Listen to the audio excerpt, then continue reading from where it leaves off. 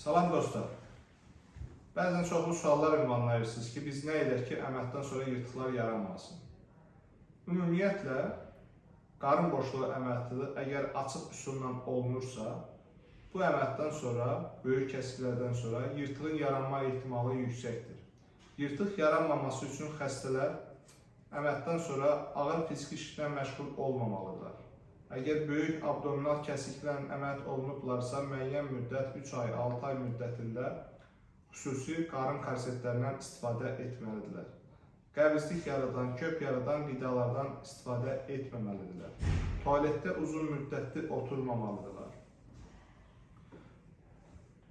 Qarın təzyiqini artıran öskürək varsa siqaret çəkməməlidirlər. Öskürək yaradacaq qidalar yeməməlidirlər. Allergik təsir edəcək qidalardan istifadə etməməlidirlər ki, öskürək yaranmasın və qəbizlik olmamalıdır. Bu kimi əlamətlərə riayət etməklə xəstələr gələcəkdə yırtıq yaranmasının qarşısını ala bilərlər. Onu da vurgulamaq istəyirəm ki, əgər xəstələrdə artıq çəki mövcuddursa, əməliyyatdan sonra mütləq xəstələrin artıq çəkisini azaltmaları vacibdir.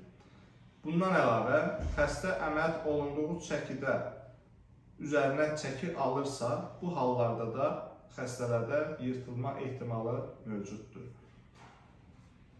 Əgər xəstə qarın yırtığı əməliyyatı olunacaqsa və bu yırtıq əməliyyatını mütləq setka qoyulmaqla icra olunmalıdır.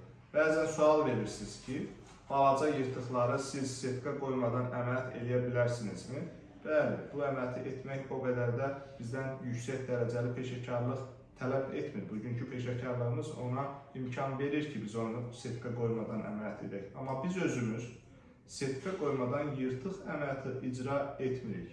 Və respublikamızda icra olunan ən ağır yırtıq əməliyyatlarını bizim səhifələrdə izləyə bilərsiniz. Dəfələrlə əməliyyat olunmuş xəstələr var ki, həmin xəstələrin ən sonuncu yırtıq əməliyyatlarını biz icra eləmişik.